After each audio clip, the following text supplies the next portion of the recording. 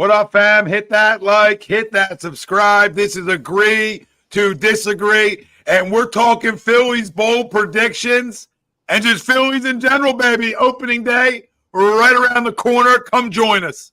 Uncle Sweeps, Nick Delgado, the legendary Brian Wilson, and the fucking man himself, Tom Arnone. These three guys from Jersey bringing you real talk with no agenda. You don't like them? Tough shit. It's their show, and they're going to say whatever the hell they goddamn want. Welcome in, everybody. It's Agree to Disagree, only on A2D Radio. Every Sunday, we are brought to you by our doc. Make them yours, Dr. Paul Vidal. Specialized Physical Therapy, LLC, location in Burlington, Cherry Hill, New Jersey. Find them on the web, specializedphysicaltherapy.com. As always, Brian Wilson, Greg Moakovic. I'm Tom Arnone. No Uncle Sweeps tonight. We'll see him next week. End of the show. We'll do Crumb of the Week like we do every Sunday. March Madness opening weekend recap. We'll dive into a little bit of the bracket towards the end of the show. Our main topic at hand is the Philadelphia Phillies, baby. Opening day is Thursday. We'll give you our Phillies bold predictions. Our Phillies best team in the NL East. It's our poll question. Let us know. The Phillies will win the NL East this year. Do you agree or disagree? Let us know. Facebook, YouTube, Twitter. That's where we're live. Everywhere you get your podcasts from there as well. Hit the like, subscribe, follow. Most importantly, join the conversation tonight, baby. Come talk to us. Come talk some fightings. You're talking about a baseball team that went to a World Series and lost, and a team that was on the doorstep of going back to another World Series last year. So that's exciting. Like when you talk about previewing a baseball team, I know we got lost here in the city of Philadelphia for a minute because we had nothing to preview besides the top 100 prospects, and we didn't have any. That's all we had to preview, and we didn't have any to preview, but we still tried to. Right? We tried to. We spent years not having anything to talk about. It's exciting to know you have a team that's going to be in the hunt. Oh, yeah. It is one of the better teams in the NL. Oh, yeah. How good are they? Are they good enough to win the NL East? That's our poll. Chime in. Let us know. I'm going to agree. And I'll say it every year. I mean, I think we're better than the Braves. And it just so happens that we're better than them when it matters most. Yeah. We become better than when it matters most. So when it comes to division, I don't give a rat's ass. Win, lose, draw. I just want to be a playoff team. I don't care about that. Now, would I like one less series? Sure, I think that's an advantage. I know teams that lose that seem to want to come cry and be like, oh, my God, we sat around. We said something. So, all right, I would like to win the division and then go to then round two for Atlanta, round one for us. We see that and go roll and be like, oh, time off. The time off got us. Hey, little sweeper do. Hey, little sweeper. Get the broom out. Took the whole broom to the whole room. Broom to a room. Done and done. Broom to a room. Couple days out here. Broom in rooms. Are we good enough to do that? Yeah. I know there's question marks with our team, like there's question marks with every team, maybe not called the Dodgers per se, in the world's view. Right? You know what I'm saying? They got some question marks now. They got a big betting question mark coming. I understand that. But you know what I'm talking about. Right? Take away the Pete Rose of Japan, and let's just talk about let's just stay here. Most people think they have no problems. Oh, and Asian Pete. Yeah. most people think they have no problems. Right? When you take away the gambling, most people would say baseball field wise, no issues. Everybody's got a couple warts, right? I don't think we have many. I know people want to think we do, that we have more than I think we have. We don't. I mean, we're top hand loaded rotation wise. We talk about Wheels and Nola. Okay, lineup wise, we're arguably one of the better lineups in all baseball, especially when you can add Whit Merrifield instead of Johan Rojas to a lineup at times when you want more offense to make your offense even deeper, right? That lineup 1 through 9 is pretty good. So we're arguably one of the top lineups in baseball too. We're right there. Bullpen-wise, MLB.com seems to think we're the best bullpen. So going off of them, I already think we're good. I want to say we're number one. I think we're good. We're top 5, 10, somewhere in that range. I don't know where, but I would have us in maybe like 8 right? I was thinking like 8 spot. Okay, you could argue 8 because if the top end dudes do what they are supposed to do, we could be really good. If Soto, I'll take 10. I'll take 10. Soto, Alvarado, and Sir Anthony are the keys, obviously, to this whole conversation. And Hoffman. Hoffman's a pimp. Well, we're saying Sir Anthony and Soto have a little bit more question marks than Hoffman had and Alvarado had, per se. So if you get all 4 of them pitching, Matt Strom's back, obviously, for on an extension. So I like him out of the pen. So I think we're good. But in terms of winning the division, I think we're just as good as the Atlanta Braves. On paper, off paper, in the postseason, we're obviously better than them. But I think we're just as good as them. So I'm going to say agree and get 2024 started off with some positivity here, baby. So let's go. What do you guys say? Greg? Yeah, no, I'm with you, Tommy. I absolutely agree. I think when you look at the Braves, who tend to keep people's eye as the top of the division, we match up very well with them, right? I think one of their sneaky moves late was the signing of Adam Duvall to kind of get insurance for Jarred Kelenic if he doesn't pan out right there in left field. I forgot they got him too. Got him too. They have I like Kelenic. Go ahead for them. Their holes are the same holes that we potentially have, right? They're one outfielder short potentially, right? Which is what we are. Their bullpen has just as many questions where they have Iglesias locked in as a closer. We just don't have anybody locked in as a closer. We're going to go more committee, right? But we already talked about the 3-4 guys that have done it before. And I also look at, too, Trea Turner can't have worse of a year, especially early on. And same thing with Sir Anthony. Same thing with Sir Anthony Dominguez, right? Both those guys can't have worse years than they did last year. Yeah. And anything above that puts us right there. And I think these guys are coming back humbled a little bit after the way last year ended. And you can see, and it looks like that they're working hard and they want to erase what last year was. That's a good point. I mean, last year was a collapse. There's no listen. It's tough to say when you get basically a game from the World Series. It's tough to say it's a collapse, but last year was a collapse. We collapsed. We absolutely collapsed. We had that series. We should have won that series. We should have been in the World Series. It's a collapse. So I'm with you on that, Greg. I like that. I like that aspect of it. It's not just losing in the World Series, right? It's not just like. This is losing when you have a 3-1 lead. Yeah. Or 3-0. Yeah. 3-1. Yeah. 3-0, 3-1? No, 3-1. 3-1. Right, let's not get ahead of ourselves here. All right. We were 2-0. We were 2-0 going to Arizona. 2-0 going to Arizona. Yep. So you had a 3-1 series lead. 2-0 rolling. Mm-hmm. Came back to Philly. I think it was 3-2. They tied it at 2. We screwed up Game 4. Game 4 was a screw up on our part. We took Ranger out too early. Kikering got rocked. I still blame. I mean, I don't know. I still don't know what we're doing. Like, I know Kimbrel was great in the beginning of the year, but at the end of the year, he couldn't get it out. Like, we should have never put him in.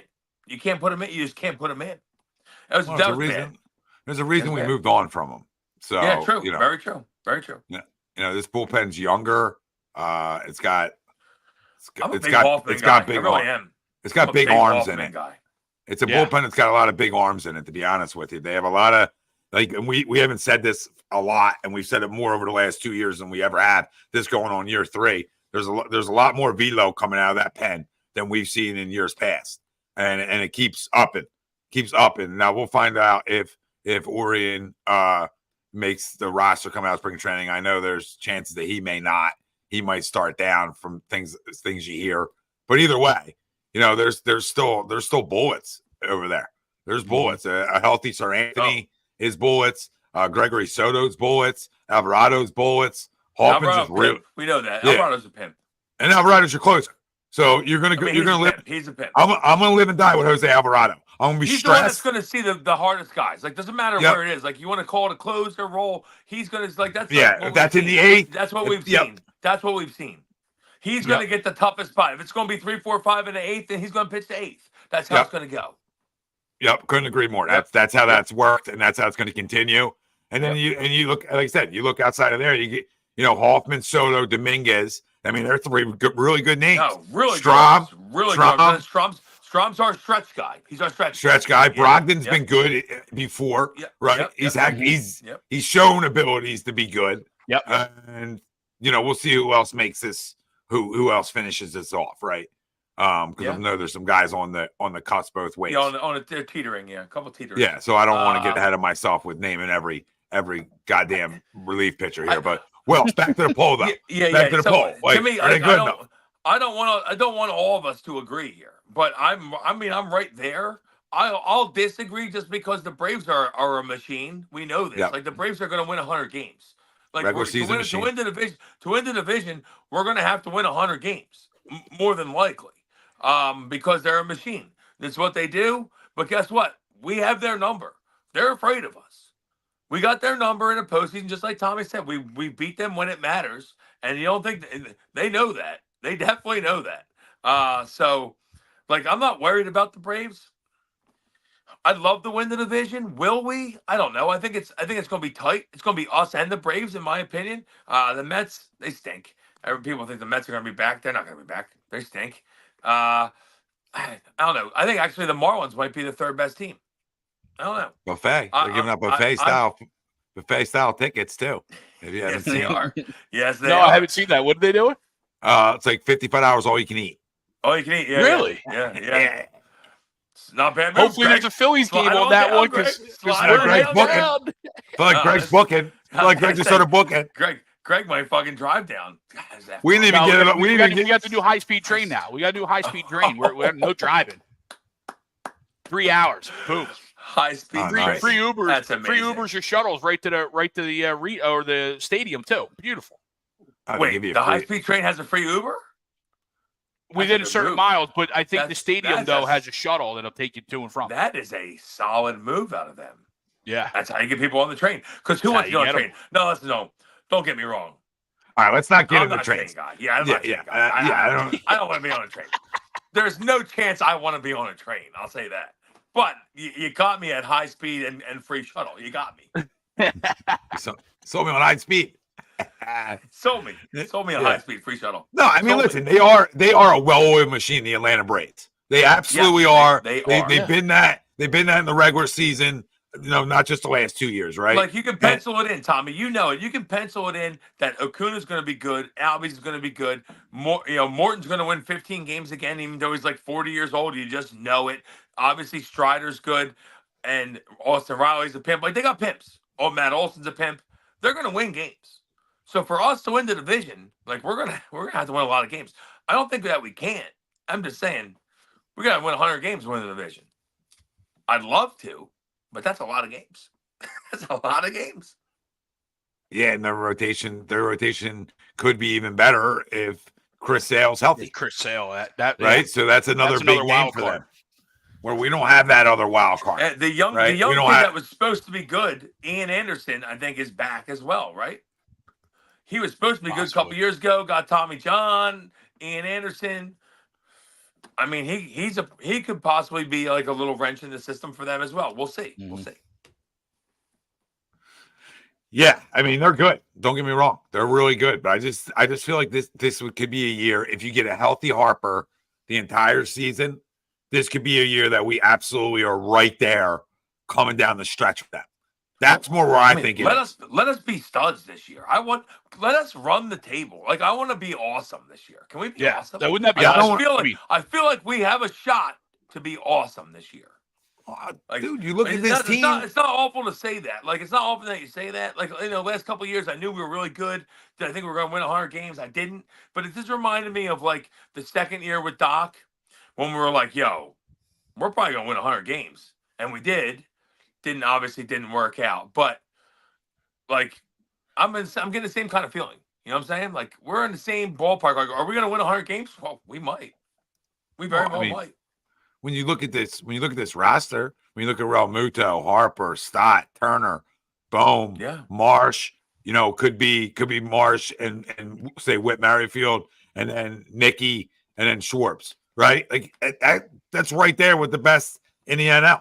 That's right there with what the Braves roll out at you. That's not a big. That's not a And big you difference. look at the arms. The arms are right there. Like you said, we like our bullpen. And yeah, we're not as deep as you would maybe like or trust.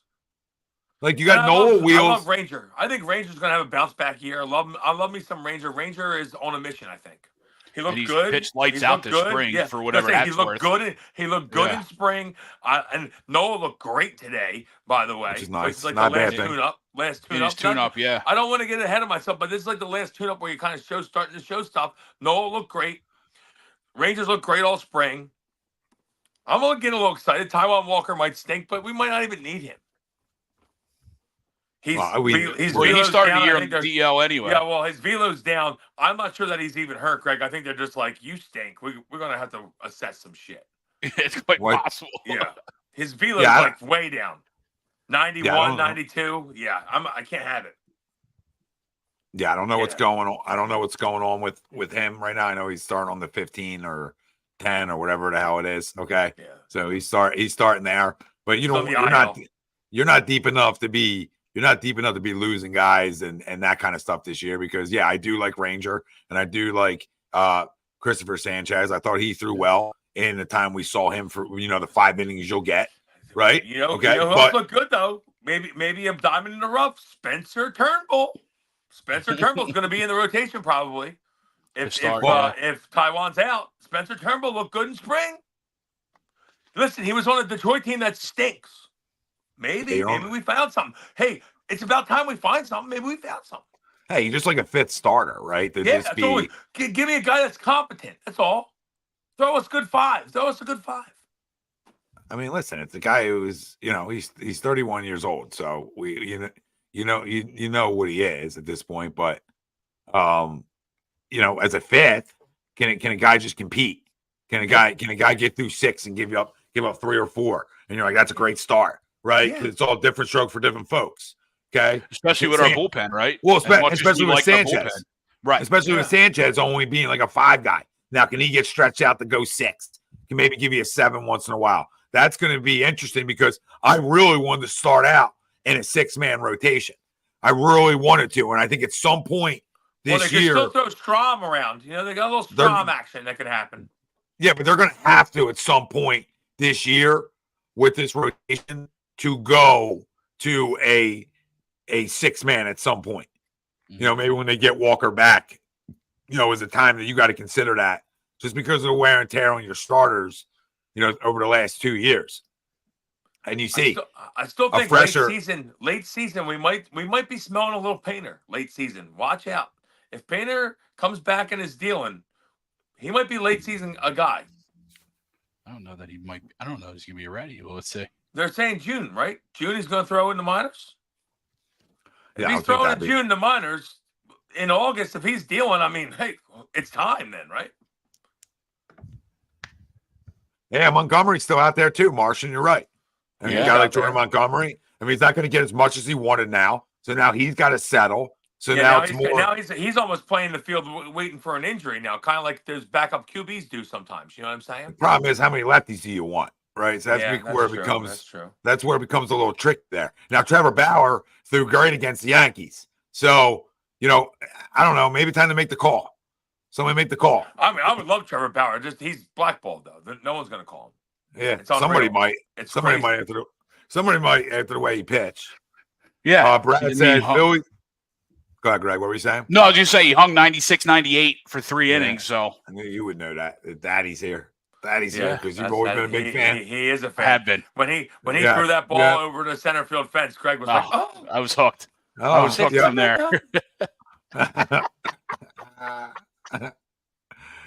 You had me at you had me at long toss disaster. Mental breakdown. You had me at mental breakdown, Trevor. Brad said power outage. Brad says Phillies bullpen has Alvarado, Dominguez, Soto, Luis Ortiz, and Marte since Kirkering is also on the IL. Your thoughts? Do you agree? I don't know about Marte. I don't know if he makes. There's Hoffman's going to be in there for sure. I don't know. I don't know about Luis Ortiz or Marte. I don't know if either one of them are breaking camp with the team Obviously Alvarado, Dominguez, Soto, Hoffman, Brogdon, Strom. Yep. They're all guarantees right there that you just named for sure.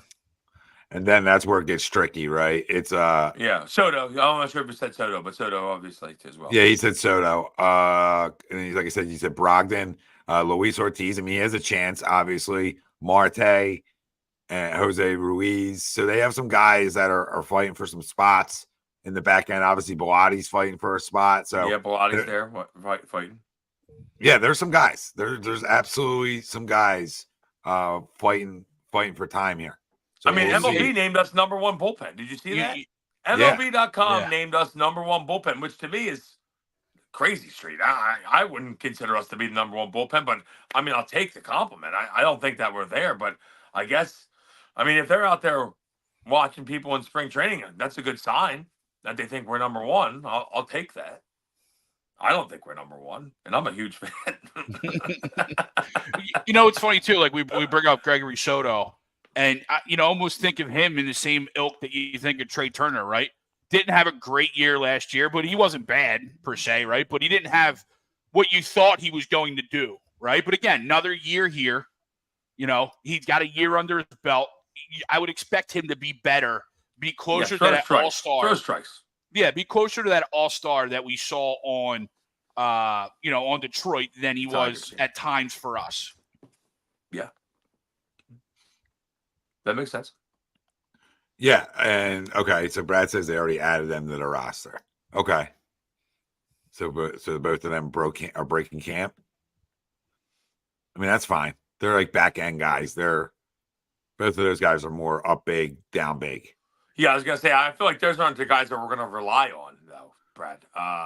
We know who we're gonna rely on. We're gonna rely on Hoffman, Soto, Dominguez, Alvarado. That's gonna be the main four that if we're talking about winning the game that we're gonna rely on. Yeah. Now Strom would be a stretch if somebody gets knocked around early and we got to put somebody in for a stretch, or someone has a quick start. It's probably Strom. He's like our jack of all, our utility knife, you want to say. But like the other four are the guys that we're going to rely on. After that, it's like Tom said, it's like when we're getting killed with guys that are going to eat innings. Yeah, and the swoop, it's not like we discussed this when we started. It's not really closer by committee. Okay, it's more high leverage by committee. Yes, it's high leverage. It's high leverage by closer. By closer. Yeah, which is Alvarado. That's their closer. So, like Will said, if that's in the 8th, then that's in the 8th. Now, I don't want to see that ever in the 7th. All right, that's why I never want to see it in. And then you go either Sir Anthony or you're going to go Soto, depending on matchups, or in the 9th, or you're going to go Hoffman. So it's going to be one of those three guys that is either going to be your 9th inning guy. So I don't really have a major problem with it. I mean, it's clear who your best arm and your best bullet is, and you pitch them in your highest leverage situations. Colin says chances we see Mick Abel this year. Very good chance. Yeah, very good chance. Especially if I was saying that maybe we see Painter late. If Painter's not ready, then Mick Abel's the guy that we probably see late. Like one of those young guys, I think we'll see. I'm talking second half of the season. No, for sure. Yeah. Especially if there's an injury. Oh yeah, for sure. Or two. Right? Yeah. I mean, hopefully not. Yeah, well, how rotations go. I mean, we obviously have a guy like Nola who is usually extremely durable, and that's the one big thing you can always say about him every year. And Wheels has been durable since he's been here, knock on wood. But he's been very durable since he's been here. Yeah, and not great durability when he was young for the Mets. I know that, but no, sure. But I also think what's kept him durable is the times he's taking little breathers. Mm-hmm. He took a month off the 1 year before the playoffs. Not off, but you know what I mean?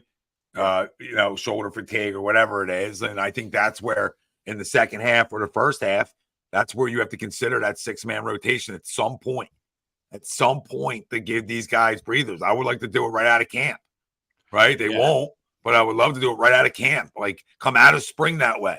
Ease the burden coming out of spring. Let these guys get revved up, right? And then, after the All-Star break, you come out and you go 5-man. That's what you do. You reset it anyway. Guys reset their rotations anyway after the break. Mm-hmm. So when the break's here, boom, I reset. I'm 5. I'm not going to get scared what happens pre-break. I'm not going to hit a panic button. I'm going to know how my team's built. Like, yes, would I like to come out and win 100 games? Yeah, I would. Right? That'd be great.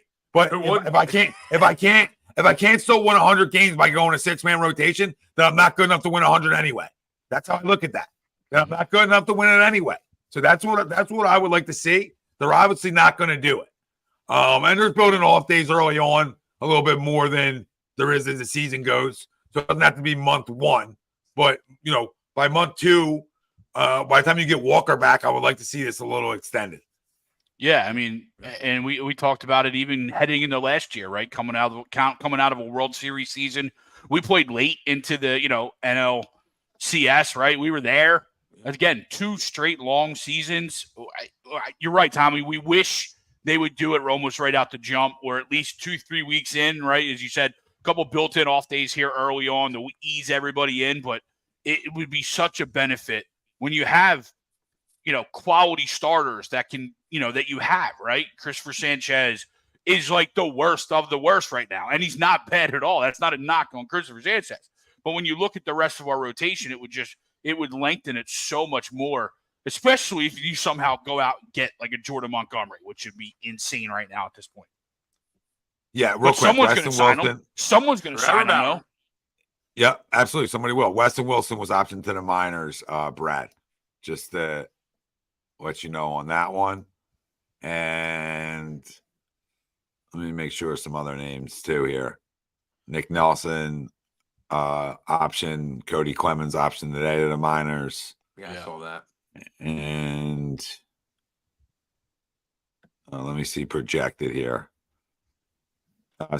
Projected 5 starter wise is Wheels, Nola, Ranger, Sanchez, and then Spencer Turnbull. Yeah, right. Yeah. Okay, and then Penn, Alvarado, Hoffman, Sir Anthony, Soto, Strom, Ortiz, Marte, Brogdon. Yeah, there you go. That makes sense. That's pretty much what you're getting. And then injured, Dylan Covey doesn't matter. Kirkering, and then Michael Rucker doesn't matter either. And then Taiwan Walker is obviously injured. Injured as well. So, and then your projected break camp lineup: Schwarber, Turner, Harper, Realmuto, Stott, Bohm, Castellanos, Marsh, Rojas, and then your bench: Stubbs, Sosa, Merrifield, Pache. Yeah, because you made the move with Cave today, right? Yep, and that was because you're keeping Christian Pache. Yeah. And both were out of options, right? I'm okay with Christian Pache. I like the fact that I feel like he's maybe, hopefully, coming into his own, and he's a better defender. So I'm okay with that. I still can't believe that we're going to lead off Schwarber. It baffles me to no end. I understand that I'm going to get some fucking nerd that's like, well, he seems to hit better when he's leading off. Shut the fuck up, okay? He hits 230, all right? He's going to hit 35 homers regardless of where he bats. All he does is clog the base paths when he walks. He should never bat leadoff. Grow up. Christ, his numbers aren't as good when he doesn't lead off. Yeah, that's fine. That's what it's going to be. He's going to bat. You can call it a nerd. Instead of 230. Instead of 230, about 220. He's still going to hit 35 homers. He'll get more RBIs, not leading off. Difference from 35 and upper 40s. I mean, listen. You think he's going to go down in home runs by not leading off? I don't know. I'm just telling you his numbers aren't as good. Yeah, I don't like. Only because he's been leading off on the best team he's been on. He's led off. Of course, his numbers are good. Well, I'm just telling you. So I don't like it. I don't like it. He leads off one time. You think he should lead off? I don't know, right? I don't know. Okay, but I know he leads off one time. You're a baseball coach, and you call yourself a baseball coach. Yeah, I don't coach in the big leagues though, where you're losing balls like that, right? Where you can go up 1-0, one swing. I'm not coaching there. 1-0. How about go up 3-0 when he's batting 5th? Listen, I'm an old school guy. All right, so you don't got to tell me. What I'm telling you is he leads off one time. Trea Turner is way more effective and way more what you paid for if he's leading off. Scoring more runs, stealing more bags. This is simple shit. He can't do that in the 2-hole? No, not when Fat Boy's clogging the bases. No, he can't. Everyone tells me how good Schwarber walks a ton. Yeah, he can't run. So he's just in front of Turner, making him not be able to run. It's nonsense. Yeah, they're He trying to gets go around enough though. Stop Like they're going lefty, righty, lefty. So you see what they're That's doing. fine. So I'll go Stott. If you want to do that, then I'll lead off Stott against righties, and I'll lead off Turner against lefties. I'm fine with that. Schwarber should not lead off. That's all I'm saying. And I don't care. If he leads off, whatever. I love Kyle Schwarber. I'm not trying to trash the guy. I love him. I'm just saying he's not a fucking leadoff hitter. What are we doing? guys, I don't like that's my thing. Like I think Turner is a leadoff hitter. I know he is. Okay. Yes. So yes, would I prefer Trea there? Sure. But it's also I'm not gonna flip out over a team that went to a World Series and a team that was on the doorstep of going to another one and say, well, oh my God, they're so out of touch. Like they don't know what they're doing. Like I might be. I mean, I feel like I would have won the World Series with this roster. Because I argued last year that he should lead off and Trea Turner, that he should be the lead off. I argued that last year. But then again, he played like shit, not leading off. Look at his best years. Leading off for the Nationals, playing great. Leading off for the Dodgers, playing great. He played second, great. And then the second year for the Dodgers, bad second. But either way. And he played great. And he played great last year towards the end of the year. Second half of the year. Yeah. It was bad. But no, again, I feel like a lot of times that happens when you move. I get that. That could be a whole different reason. Year. I'm expecting Trea to have a great year. I am. I like Trea in the two. I think he's gonna have a great year. But he's still batting leadoff. I like Trea in the two too. I don't mind it. There's other reasons why I like it too. Not behind Schwarber. Well, no, Schwarber hits a homer, then Trea comes up and he gets on, and I get a stolen base. I got Harper up. Like, where do you want to bat him then, Wills? Because you're gonna have to put somebody with power behind him. Then who are you gonna bat? That hit me after he hits a homer. Oh yeah, then obviously we're excited. He's batting second after a homer. Well, no, my point to you is then Harper's up, and you don't want him to steal, right? Because then you create a base open. So that's fine. If they want to walk, listen. Our lineup is so good enough that if Trea gets to second, they want to walk Harper. Fine, make it first and second. I'm fine with that. We got plenty of guys behind Bryce that's going to hit. I'm great with that. I'm fine with that. All right, you're batting Real. Are you batting Real Muto fourth, or are you batting fourth? I would like to bat Schwarber fourth, preferably. But if he's batting leadoff, probably batting Castellanos fourth. All right. And I'm going to bat JT 5 and Bohm 6. If Schwarber's leading off, that is, obviously. And I would go Stott 7. And then 8-9 is, Marsh, depending on who's playing. Marsh, Merrifield. I like Merrifield at the end of the lineup because I think he puts the ball in play. And we already have enough guys that strike out. That's why I like Whit Merrifield. I think Whit Merrifield's probably going to see a lot of playing time. Just strictly because he's a great guy to turn the lineup over, especially because he puts the ball in play. Like I said, we have a lot of guys that swing and miss. He doesn't really. So that's good. I like Whit. Yeah, he gets the most plate appearances, and it's minimal compared to the two-hole hitter, too. So, I mean, when you compare Schwarber getting the most at-bats to your two-hole hitter, it's not that drastic. It's not that drastic. You're not going to sell me on it. You're just never going to sell me. No, I'm not selling you. I'm answering a question. That was I know. Or a statement. That's not trying to sell you. That's telling Swift the truth. You think their plate appearances are that different from the one hole to the two hole? You want to tell me 1 to 7? Sure. 1 to 6? Sure.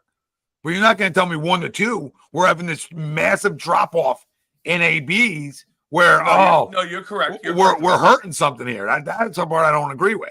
Listen, if they came out and said we're leading Turner off tomorrow, I'm happy as a pig in shit because that's where that's where prototypical leadoff hitters belong, in the leadoff spot. Okay, but that's not how it works here, and that's not when I signed Kyle Schwarber what I assumed was going to happen here. You assume we're going to bat him? 720. Schwarber 720 plate appearances. Turner 691. I don't care when he bats. Obviously, he's going to bat after Harper because Harper's going to hit third. You bat your best player third. Yeah. Harper should hit third always. I would prefer a righty to bat behind him. But yeah, you're going to go right, left. I don't care if left, right. I don't care if maybe we're JT. That's what I'm saying. I'm okay with JT batting behind him and Schwarber hitting 5. I'm fine with that. So why don't you? So why not Turner? 6. Why not Turner? Right? Why not try this one? Why not Turner? Turner, JT, Stott, Harper. Oh, Okay. Turner, JT. Okay. They're going to want to have a righty before and after Harper, so that way when they come in with the lefty, he's got to face at least one or two righties around Harper.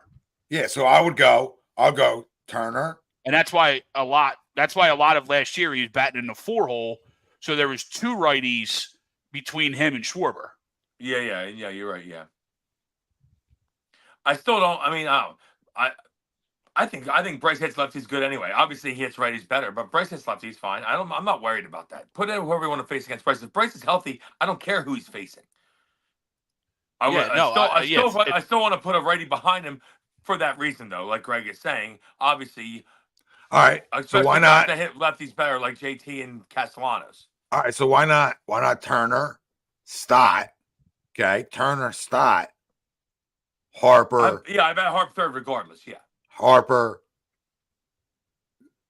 either Nicky or JT. JT. Yeah, Nicky or JT. Then you go Kyle, and then Nicky or JT. Yeah. Yep. I mean, that's the lineup. That's the lineup. Then you go go that way. Then you go boom. Yeah, then you go boom. Yep. Yeah. That's the line. I mean, listen, if we're talking what you just said, that's the lineup. That's the lineup. And you can even switch it like, okay, a lefty's pitching, you go Turner first, Stott second. And if a righty's pitching, you can go Stott first, Turner second. I don't care. That's fine. But Schwarber should not be leading off. He should be batting fifth. With Nicky in between, Nicky or JT in between and behind. Doesn't matter which one you want to do. You can go by who's hitting better. It's fine. Or if Boom's hitting well, you could slot Boom in there. I don't care about that either. I think Boom might have a good year. I think Boom. More of a power year, I'll say. I think Boom could have a great year. Yeah.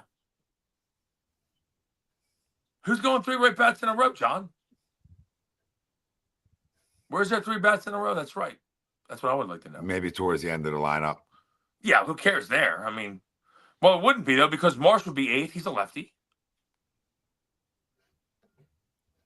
I just love we have this conversation every year and it's not changing. Yeah, it's not going to happen. It's not going to change. I know it's not going to change. It just maddens me so much because I don't know. I feel like this is simple. This is simple stuff. Like he shouldn't lead off. I get it. Oh, he hits homers lead off. That's great. I love a game that starts off with a Schwarber leadoff homer. Don't get me wrong. I love it.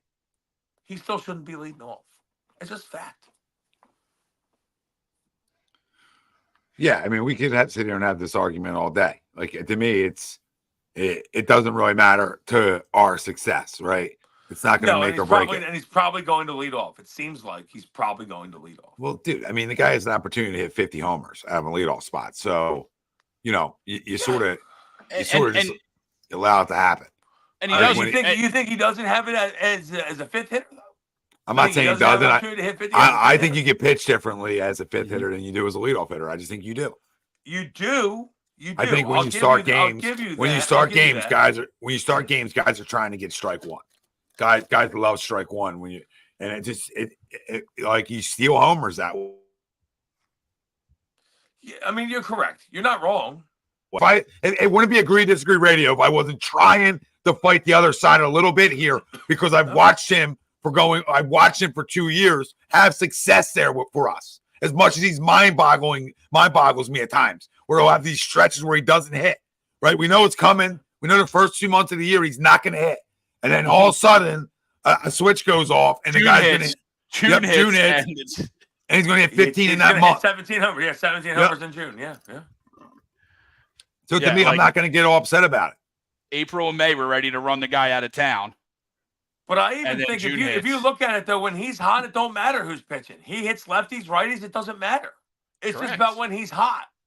So I don't think it matters that he's leading off. Like I don't think it matters, honestly. But I get what you're saying. He's going to see more fastballs, obviously, leading off. He will. That's just fact. And I think I think it's overblown also that he clogs the bases because if Turner's on first base, but he gets around enough. And if Turner's on base, you're not stealing in front of Harper. Yes, you are. Yes, you are. You're just going to walk Harper. That's fine. Walk Harper. We got a good lineup. Fucking put guys on. I hear you, but I want my best. I'm not going to take the bat out of my best player's hands. Well, Harper would be batting third. Trea's batting first. Right. So, but you're talking about Schwarber clogging the bases. So if he's on base, so then he doesn't get on base and Turner gets a single. and you're like, but again, not, so not like he's stealing. He's but going that's to keep because that gap open. now you're batting Trey second and Harper third. I want Trey batting first. I don't want him batting second. You know what I'm saying? There's a guy between him and Harper then. Yeah, I just think it's overblown that he clogs the bases. I mean, it's not as bad as he makes it out, as everybody makes it out to be. He's slow. You think he's a major leaguer? He gets around. You think if Turner bats leadoff, he steals 50 bags? Yes or no? I think he can steal 50 bags for no matter where he hits. I mean, he didn't last year? Well, because he stunk last year. It had nothing to do with How many bags did he steal? How many bags did he steal last year? It had nothing to do with Schwarber. He just stunk. I mean, are we sure? 100%. Was he on base at all in the first half of the year? Maybe he was struggling because he's used to leading off and he wasn't. He was out of his element. 30 bags. Yeah. So again, does he steal 50 if he leads off? I think he steals 50 if he does about 100 in the first 3 months. I think he steals 50 if he leads off last year. I'm not going to disagree that because it's so you agree. Probably, so we're good. It's probably so safe. So we're on page. But I think he steals 50 anyway. So you agree. So he would have stole 20 more bags if he let off. So you made my point for me. Thank you. Appreciate it. Okay. And then maybe get the extra 15, 20 homers then. So that can cancel themselves out. I mean, I feel like he's going to hit the homers anyway. And trade him. No, he just do the bats anyway. No, he's not. He didn't. He literally did not. Because he sucked ass the first half of the year. Okay. He can suck ass at any time. Maybe he sucked ass because he wasn't hitting leadoff. I'm just gonna keep flipping it on you, Greg. I hear you. I'm just being. Do you think they signed? Do you think they signed that guy to that much money if he has that much of a trouble hitting in a 2-hole? No, I agree with you on that. I'm just saying. Like, who do you think has more the mental? Who do you think has more the mental challenge? So, who do you think struggles with it more? Turner not leading off or Schwarber not leading off? I would think Turner. You know you're lying out of your face right now. No, you're lying. Schwarber hit all over the line. Schwarber has only let off for us. He's let off everywhere outside of Chicago. He's let off everywhere. I said outside of Chicago. You said that. He let off everywhere. You said after I started coming at you. Yeah. Exactly. No. Okay. Boston made their run the playoffs with him when they put him in the leadoff hole. Yeah, it's because Boston didn't have a leadoff hitter, though. Look at that Boston team. They did not have a leadoff hitter. That's why they put him in the leadoff hole. They needed him in that leadoff hole because he works the count. Listen, I'll give you that he works the count. I'll give you that he works the count. And I'm going to continue to play devil's advocate because I just don't like him in the leadoff hole. I get that he's probably going to be there. I get it. Well, I still think we're better off with Trey there.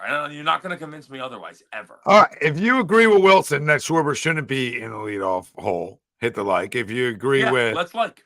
Even if you don't agree with him, hit the like as well. Subscribe and stay with us because the conversation can be had. We can move on. Well, listen, it's just nothing to yell and scream about because we've done that now. And because he's probably going to lead off. He's probably going to lead off. Because we argued about it. Well, not argued about it. We were all on the same page last year. Like that Turner should lead off, and then he didn't. Right? So it's like, okay, I'm not going to sit here and get all worked up over something that's not going to happen. Right? It's just not going to happen. Now can we find ways to win games? So let's go over some bold predictions. Give me some guys. Give me some players and some bold predictions from them. Everybody out there, let us know if you got any. Who's going to have some big years, or if you have some bold bad predictions, we'll take them as well. I think Nola has a great year. I think Nola wins 17 plus. 17 plus for Nola. Great year. Like he's going to be in Cy Young talk type deal. Great year for Knowles. All right. I like that. He won 12 games last year. Sorry. Nice. No, I like it. Got big money on Texas A&M. To be honest with you, though, right? Like, if we're talking NL East, he's got to win 17 games. Yeah, I would like him to. And same thing with Wheeler, right? I mean, Wheeler's got to be pushing 17 to 20 if we're talking NL East, right? Because our over-under right now is 89.5. And even, I forget what the Braves is, but I think the Braves is right around 96. Yeah, 96, I think, yeah. So, if we're talking trying to catch them and trying to, be there, he's got to be at 17. Yeah. He's got to be at 17. Agreed, Greg. Agreed. I think he's going to be there. I expect. Now, granted, I understand that it's different. It's a different league now. They don't go 8 innings, so it's not guaranteed to win. I'd expect him to have a higher win total than last year, obviously. 16, 17, and be in Cy Young talk. That's what I'm expecting. Don't hold me to the 17 plus. He's going to have a very good year, higher win total, and be in Cy Young talk. That's what I'm thinking for Nola. No, I love it. Yeah. Love it. Yeah, that'd be fantastic. I will go Kyle Schwarber, 50 homers. Ooh. Right on cue. Right on cue. I mean, sign me up. Even out of the leadoff hole? I don't. Then guess what? He can lead off. If he hits 50 homers, he can lead off. He can lead off. Oh man, I keep going the same one all the time.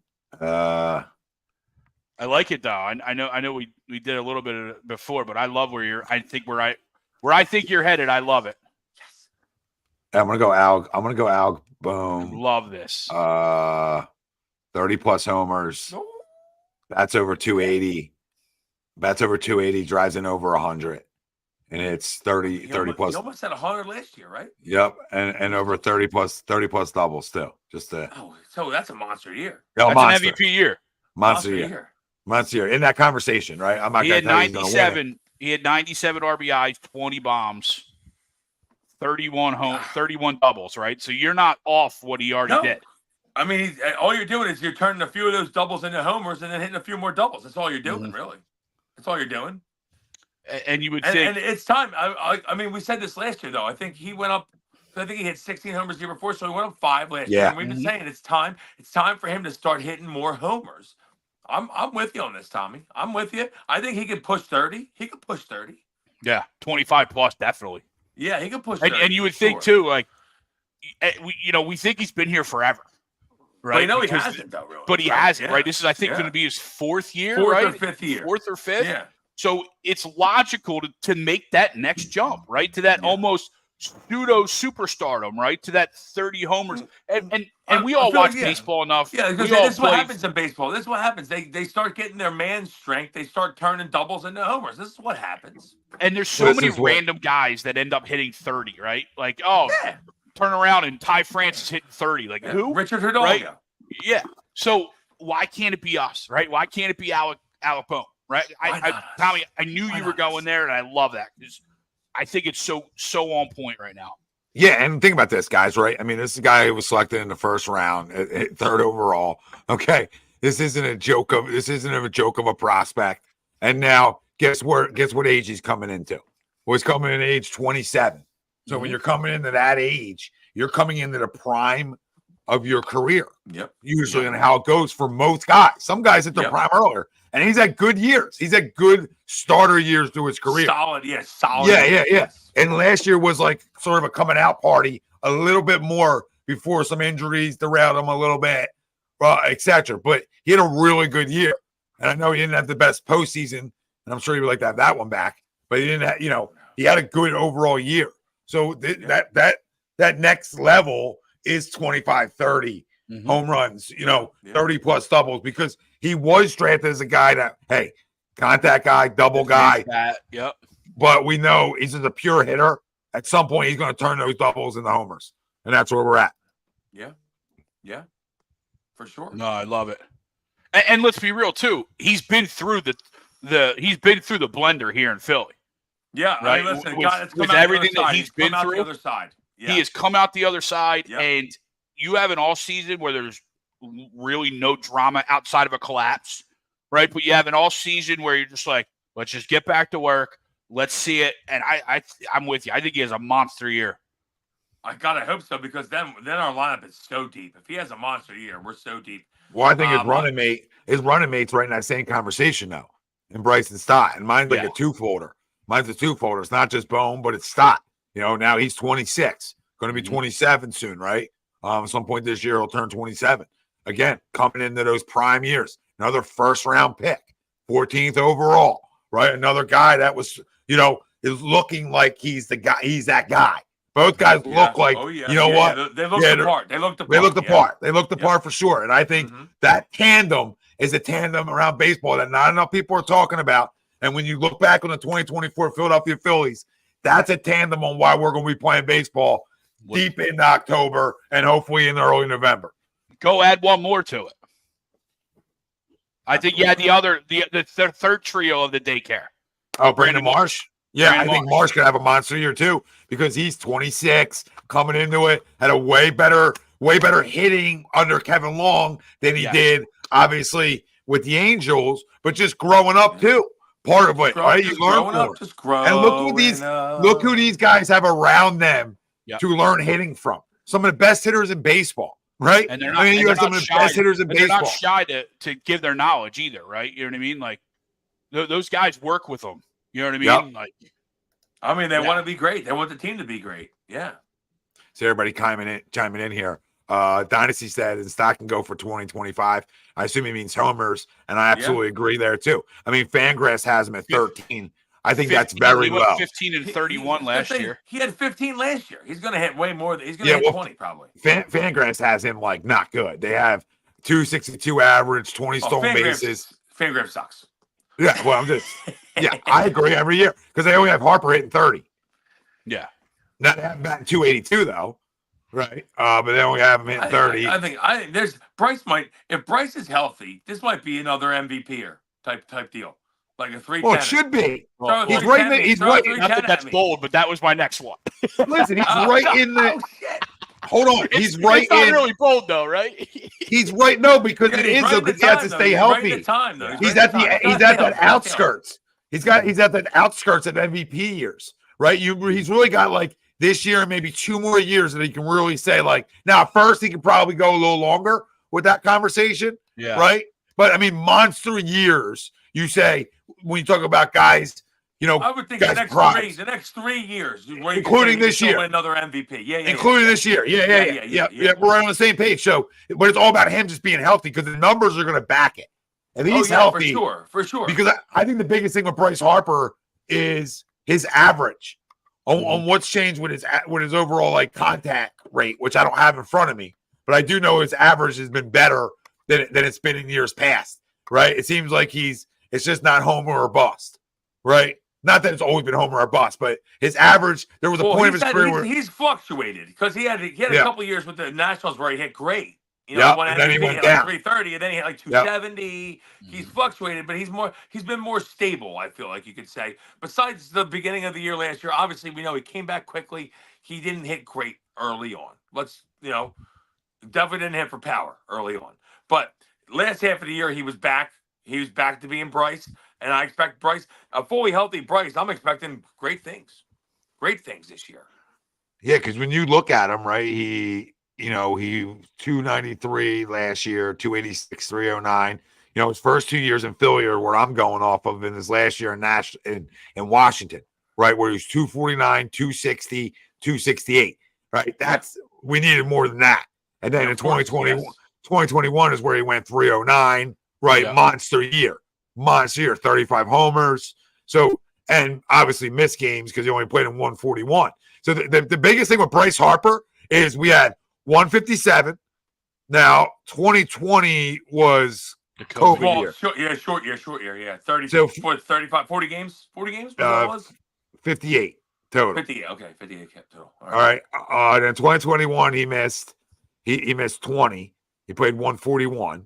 Okay, and then that's not bad though. I'll take 141. You got to be around 150 for me. Yep, and then you can't be around 100. You got to be around 150. Last year was 99, and we know why. Or no. 2022 was 99 because he got hit in the face. Yeah, that's right, hit in the face. Yep.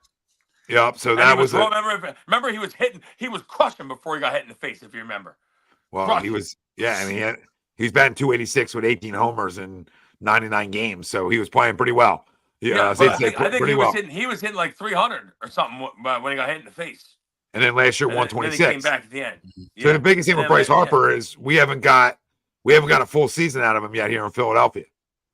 We'd love a 155 spot out of him. I mean, the most we got out of him was year one. We got 157.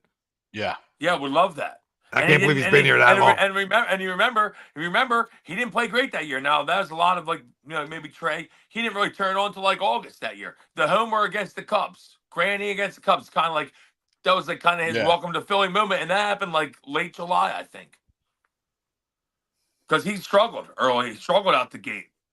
Yeah, because he No, he signed didn't. late, right? Like he signed early March, which is late for these guys. Yeah, I think it was actually February 28th. Yeah.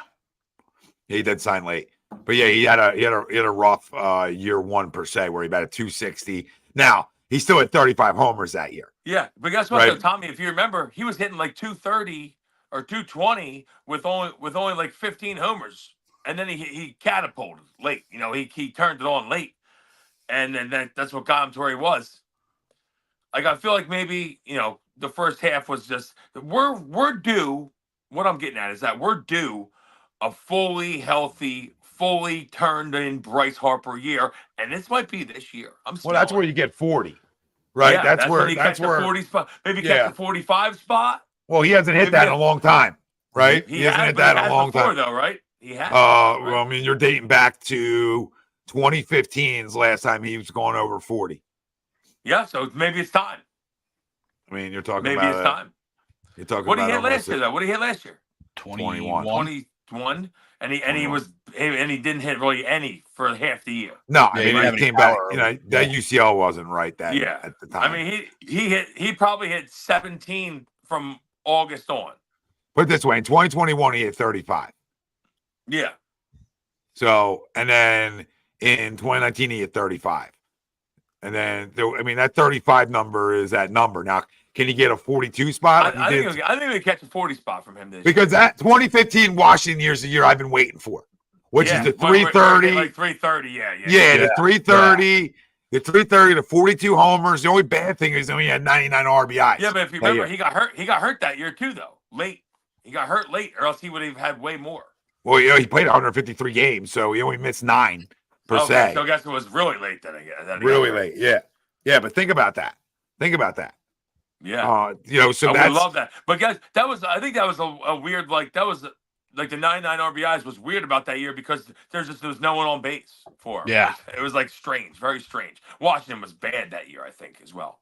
But yeah, no one was on base. Well, it was like the year he had for us. Yeah. When he hit 35 homers, he only had 84 RBIs. 84 RBIs, yeah. Nobody on base. Nobody on base for him. And that seems like where he gets pitched to out more, right?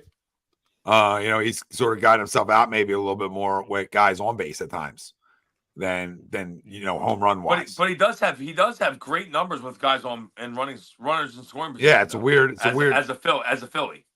So it's weird strange. Stat. It's like he doesn't get those numbers or he doesn't get those at bats often. I don't know. It's strange. Yeah, so Fangraphs, all of them have him. All like the projected stuff have him around 30 homers and 95 RBIs. All right. Yeah, I mean, can we jump at the 35 and 110? That's a great year. And then they all have about. Do that. Everybody has around the 280s in hitting, slugging around 522-ish, on base 388. So really good numbers. I mean, he's a really good player, but like we said though, Tommy, like you said, we're looking for that. What was it? 2014? That year in Washington that he had just a monster. He had like 1,100 OPS that year. Just a monster year. Let us see one of them. Let us see one of them. That's when we win the division. His WAR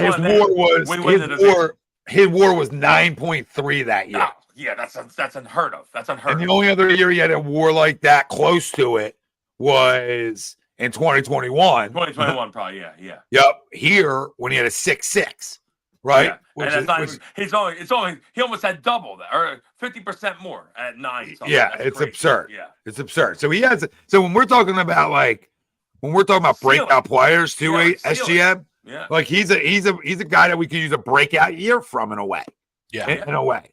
Right. So even though we know he's a star, we know he's a star, we get it, but we're looking for that best year as a Philly. This could be best year as a Philly. Could it be? I think it could be. I think it could be.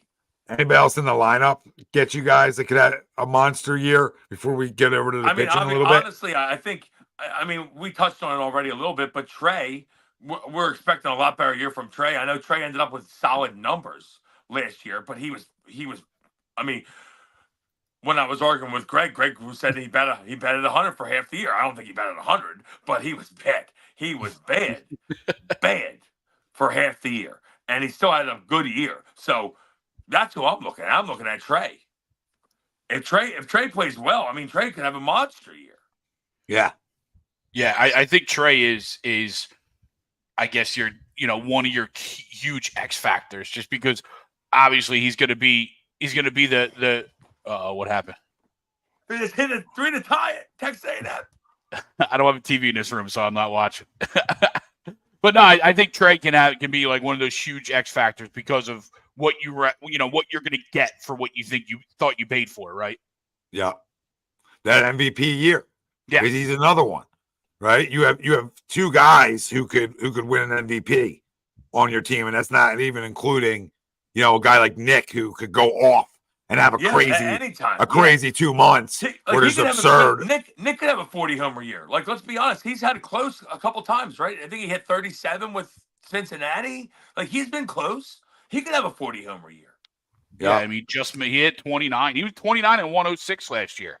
Yeah, and I feel like and he hit 272, 37 doubles, 29 homers, and 106 RBIs. That's a damn good year. Yeah, he does that again. Sign me up. That's a damn good year. Sign me up. It's just it sucked in the early part of the season is when we struggled and he was hot, and then he hit that huge home run against the Braves, and then just like a lot of our guys in the playoffs, he was just done from there. When we went to Arizona, everything fell apart. When we went to Arizona, I don't even want to talk about it, really. It's we should have won the World Series last year, which makes me think that we might win it this year. I'm pumped for this year. I don't know where you boys are sitting, but I'm sitting like I think that we might be right back in the World Series this year. I really do. Everyone's worried about the Dodgers. Twist my arm. You worried about the Arm. Braves. We beat the Braves. The Braves should be worried about us. We own the Braves. That is true. I hear you. We do. We own them. We have. Like I said, to start the show, especially when it's. I'm not worried about. You sign me up. You say, oh, guess what? You guys are going to play the Braves we could say in the NFL to get to the World Series. We're going to play the Braves in the NLCS. Sign me up. I'm fine with that. Sign me up. Bring them on. Because I think they're going to be a little worried. They'll be shaking in their shorts. Oh, they will. They will be. They will be. So who can break out? Who do you guys think is going to break out arm-wise? I mean, Wills said Nola, and that would be a breakout. That's not really a breakout, but I think he's going to have a great year. That's a breakout. I'm telling you. Listen, this is not like I'm not expecting him to be great, okay? But can the guy win me 10 games and be competent? Look out for Spencer Turnbull. I'm telling you, I like his stuff. He's looked good in spring. He was on a bad Detroit Tigers team. He's 31. Maybe he's coming into his own. I'm just saying, I like a little Spencer Turnbull. You know what's strange? Ranger Suarez only had 4 wins last year. Yeah. It was an awful year for Ranger, but he didn't pitch that bad. It was a very strange, weird year. Very weird. I mean, 125 innings, 4.18 ERA. That's not that bad. I mean, he had better you need Ranger to push that. Tyler Walker won how many games? 15? 15. Tyler Walker won 15? He might have. Yeah. He led the team in wins. And what was his ERA? Higher than Rangers, I'm sure. 4.38. Yeah, higher, like I thought. So you want to talk about breakout, right? Ranger Suarez has got to eclipse that 10 win. You know what I mean? That 10 win, 12 wins. You'd almost hope that he gets to what Nola was last year, right? 12 and 9. You know what I mean? Out of that 3-4 spot, wherever they actually place him in. 10, 12 wins from Ranger, I think is a breakout. Because we all know we love him, right? You know what I mean? Like he's awesome. I think he's got big balls. I'm not like he's not afraid of the moment type of guy. Like I'm a big fan of him on the mound. And he's a great fielder. He made a few errors last year, which is very uncharacteristic. He'll probably be back to being an even better fielder this year. But yeah, I think you're right though, Greg. He's primed to maybe win 12 to 15. That'd be awesome. Oh yeah. Yeah, he definitely is. I'll say in the pen, you really need a big year for Sir Anthony. We want to talk about this pen. So I'm hoping it's a year where he can, put it all together. I think we've been waiting for that year for him to put it all together. Yeah. Hopefully it can be this year. So if I'm looking for somebody out of the pen, that's a guy that and that would be great, Tommy, because he's the guy. He's almost like the guy that we need to. You know what I mean? Like we kind of expect Alvarado to be good. I expect Hoffman to be good because I think he's got great stuff. But like Sir Anthony's the wild card. That if he's really good, like he was a couple of years ago, like whoa, maybe MLB.com's right. Yeah, maybe they're right. Maybe they're right. Maybe they are right. Nailed it. No, nail on the head. And he's that guy too. Although we're going to use committee. He's that guy that outside of Alvarado has true closer stuff, for sure. Right? It's just true wipe out breaking pitches, and then that 100-mile-an-hour heater that's going to blow you away, right? So you're looking for that, for him to take that jump, right, into that closer role. Even if Alvarado still gets the high leverage spot, well then Sir Anthony comes in and closes the door. For sure. Yep, and that's what you need. Or Soto, like we talked about. Right. One of those two guys and really. I think Hoffman's got great stuff. I want to keep saying it, but Hoffman's got great stuff. No, he does. Watch him throw. He's got great stuff. He had a great year. What he is though is an amazing find by Dombrowski. Great find because you found him off a trash heap. You found him off a trash heap, and he can really throw. So that's a great find.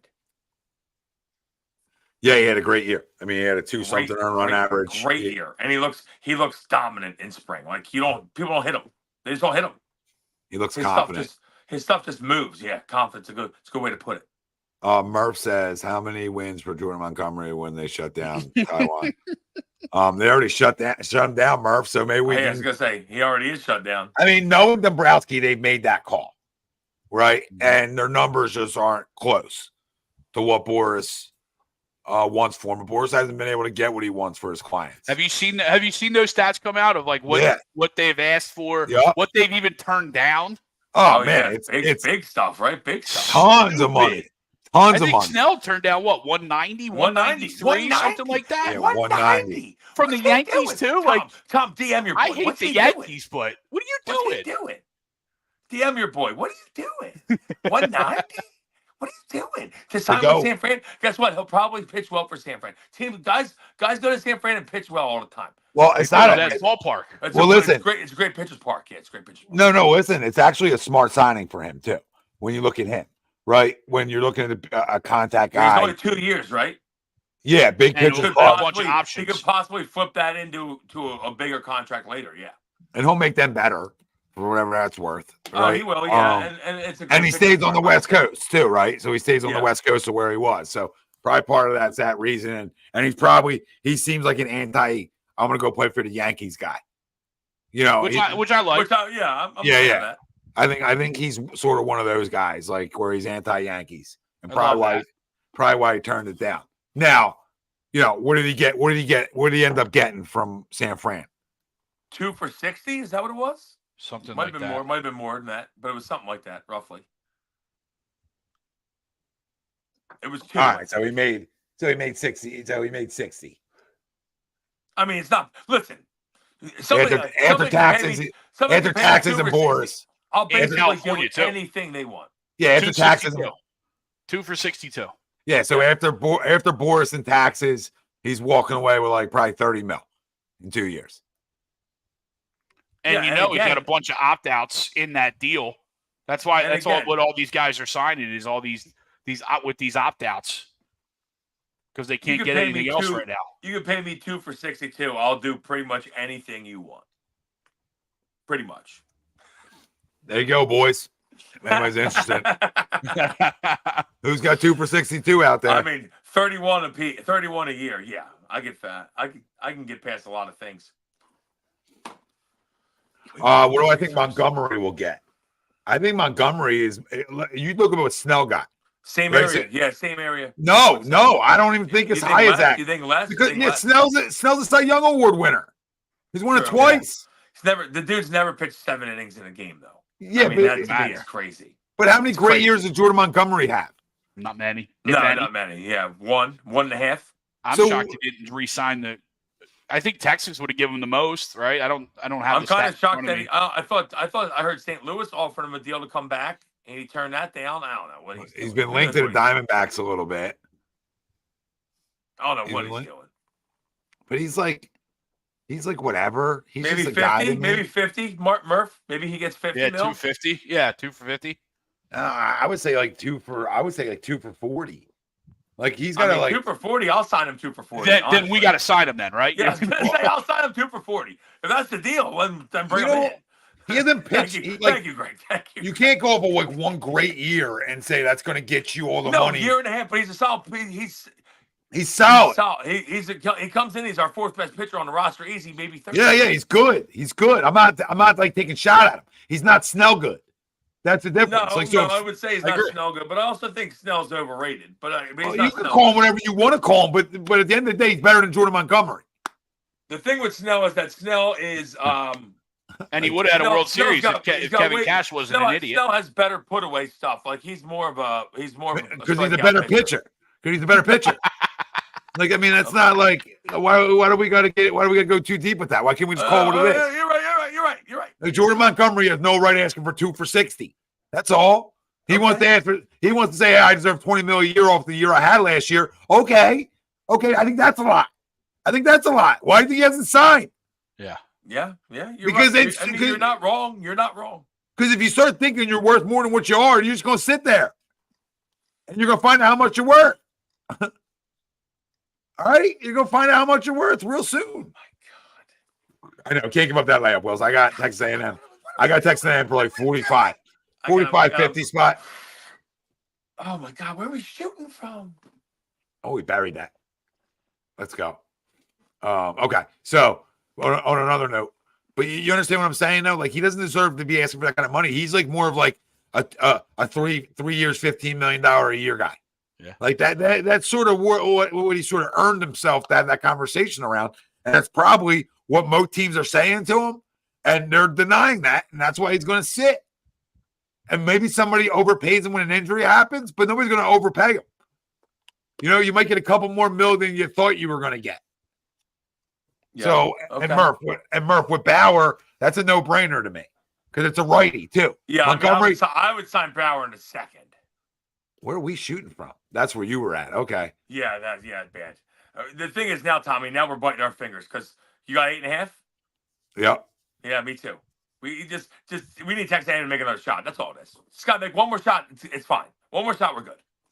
You need one more bucket. But Bauer's like a no-brainer, and it looks like he's blackballed from the league. Yeah, right? It smells like a blackball. Looks like a duck. Walks like a duck. Probably a duck. Talks like a duck. Yeah. We got a duck. Probably duck. Yeah, probably duck. We got a duck. And guess what? I say fuck Major League Baseball because I'm trying to win a World Series. All right, trying to win a World Series around here. Mm-hmm. And if that takes having to go out on a limb on a guy, then why not go out on a limb? Yeah, because it's a righty too. It's not. I don't want another lefty. I don't want 3 lefties. I would much rather have a righty. I don't want 3 lefties. I don't want 3 lefties and two righties. I want 3 righties and 2 lefties. Yeah, that's how I want my rotation set at. Yeah, I couldn't agree more. And if I could add one of those with Walker, and then I could put Sanchez, and then I can go to a 6-man now. No, then I can go to the 6-man we're talking about. And he's the only one out there. Like, don't get me wrong. I understand Montgomery's good and all, but Trevor Bauer is, if he's right, Trevor Bauer is the only guy out there that could possibly be a 1 or 2.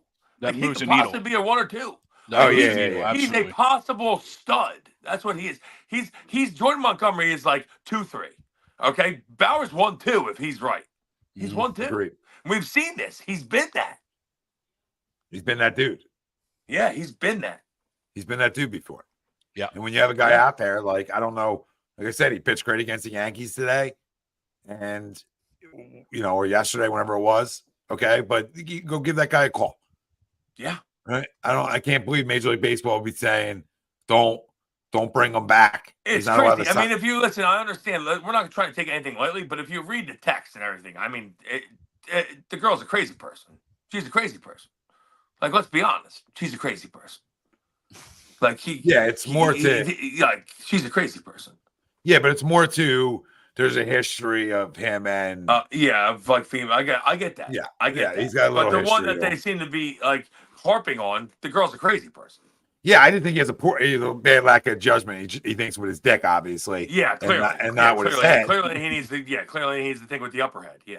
Yep, and hopefully, a little run around in Japan has him thinking about it. Yeah, seriously. Or it could be worse. Yeah, I don't know. Some rice and some meditation, feeling good. Yeah. But no, he would be perfect for us because then you can go to that 6-man we're talking about, and even with Montgomery, you can too. Mm-hmm. So either one of those guys. But no, I think the biggest bold prediction I have of the night is this team. This team wins the division and goes on to win a World Series in an off season where they didn't do a ton of stuff, because that's usually when you win it now, right? Everybody's like, "Oh, they didn't do enough." When you run it back, right? When you run it back. You run it back. You're running back what you have. And you're banking on younger guys getting a year older. Yeah, and getting better. And you got better because, listen, Schwarber's not going to play left field ever. Okay? Yeah. Now you bring in Whit Merrifield, who's a perfect utility guy. Yeah. Harper looks good at first, and it prolongs his career. Absolutely. So that's healthy. A win. Yeah. You inked both your arms. Yeah. Yeah. Right? You kept them around for Nola's healthy. Nola's happy. He's not worried about a contract, not worried about if he's leaving. He's happy. Well, both are. I really think Nola's gonna have a great year. I really do. Both are happy, right? Yeah. I mean, both got their money. Yeah. Yep. Right? So both got their money before the season even started. Right? So you made both of those guys extremely settled in, calm, and knowing they're here for a while. And you're building everything around those two guys when it comes to your rotation.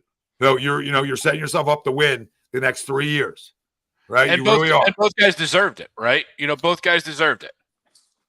And that's got to feel good from their standpoint, right? I'm sure that played a part in Aaron's struggles last year.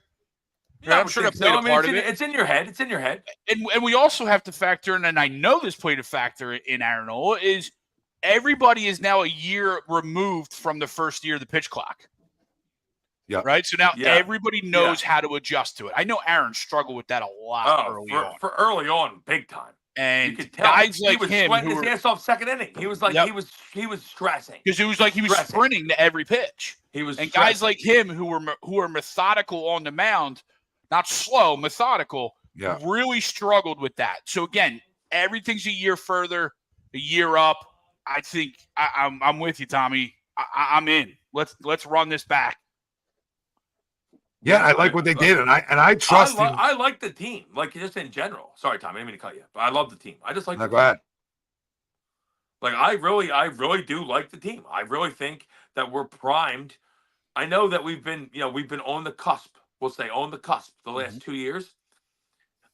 I don't think we need a whole lot. People that are complaining we didn't do a whole lot. We don't need a whole lot. We just need our guys healthy and playing good. If Turner's healthy and Bryce is healthy, we're a better team than we were last year. We were a good team last year. 100%. I'm expecting us to be damn good. I really am. I think it's going to be a great summer to be in Philadelphia. I think we're going to be damn good. We're going to be battling. I'm not going to say we're going to win the division, but we're going to be battling with the Braves to win the division. And dude's missing free throws. And when I agreed to the poll early on, this is circle back to it. Right, and that poll question was just joining us, so you can still vote on it. The Phillies will win the NL East this year. Agree or disagree? I'm making that agree comment, saying that they're going to fight for it. Unlike other years where we were just done because the Braves just ran away with it, we're going to be there the whole time, and that's where I think this year is going to be different. And again, we're primed to win over the next 3 years, not just one. We're primed to win a few. So, but it starts with this year. Guys really in their primes. I mean, you got a lot of guys in the prime years. So, and I trust Dave Dombrowski. That's the bigger thing. I trust the guy who's pulling all the strings here more than I've ever trusted a GM in a long time. I trust him, what he's going to do, his decision making, him listening to a star player and Bryce Harper, and them having real conversations, etc. But just being open, right? Just being open. And listen, like he said, we have a budget, obviously. I got an owner to answer to, but like anybody else. But he goes, I'm always open for conversations. I'm always looking for ways to make this baseball team better because that's what my players want too. That's why guys are here. That's why I'm here. So Absolutely. and like it's everybody knows why he's here. Everybody knows why Harper wants guys here. Everybody knows why Harper picked up the phone and called Whit Merrifield and says, "Yo, we want you, man. Come on, come here." Like Harper's went out and handpicked a lot of guys he likes. Yeah. So you know it's on him to win too. We're trying to do the thing. Yeah, I mean, it's on him to win. He knows it too. It's not. I know. He knows. Oh, I know, and that's why I love it that he knows it. Yeah. Because I mean, the onus is on the players. They've been right on the doorstep. Yeah. But now it's time to get over that hump. Time to make yourself a legend. Make yourself a legend. Yep. You ran into a buzzsaw that was the Houston Astros 2 years ago, and you collapsed last year. And like Greg said, I would hope that collapse is in your mind when you're working out all off season. And it's, you know what, we can't fix that collapse opening day, but we can get off to the right start of making it feel better, right? And that's the difference, is to get off to that good start. I think it's important, unlike years past for Phillies teams, is to get off to that good start, right? They got off to one back in the day when they won 100 games. You know, they've gotten off to those starts. They need to get off to a good start. I'm not telling you have to go a month where you lose 5 games. Make sense? I just need you to be plus in win-losses. Throw me a 15-10 in April. Throw me a 15-10. Throw me a 16-10 in April. That's all. Well, throw me win 2 out of 3 versus Atlanta to start the season off. Start the year, throw me that. Right? Throw me a win on opening day over Strider. Yeah. Let the Braves know. Let the Braves know we're still here. That's right. We're here. We're here, MFers. We're here, Steven. Spencer, whatever the fuck your name is. We ain't going nowhere. Well, that's amazing too, because that's not going to be nowhere. That's not going to be a warm night either, or a warm it's gonna be afternoon. cold. Gonna be a cold one. So good luck. Gonna be a cold one on Thursday. Good luck to him. It's an afternoon, but I think it's gonna be like 52. Yeah, gonna be a cold one. Yeah, it's cold here. It is. It is cold up in here. Do they open up there or down? No, of course, because it's here. Major League Baseball can't get out of their own way, so we open up here. Oh my God, what just happened? What did he just do? Whatever. It's a cover. You watch the end of this, Tommy. You're gonna be like, what did this dude just do? He lost the ball while shooting. Embarrassing, but it's a cover. It's a cover. It's a cover. As we say, great teams win. Or good teams win. Good teams win. Great teams cover. Great teams cover. That's correct. No doubt about it. That is correct. Especially in March. And I think the one thing that's not going to be talked about a lot, guys, right? And if you're loving the Phillies conversation, hit the like, subscribe, follow, and always turn your alerts on. Stay with HUD Radio. We love you. And we're going to have tons of Phillies talk all year long for you as well. But all summer. The other thing you can say is a positive too is that the same manager for a second, and that manager gets another year of seasoning under him too, because now in year 1 he takes his team to the World Series and those peaches and cream, rainbows and blowjobs. Yeah. Okay. Life's not always rainbows and blowjobs. He's finding that out. Yeah. Year 2 you lose like you lose.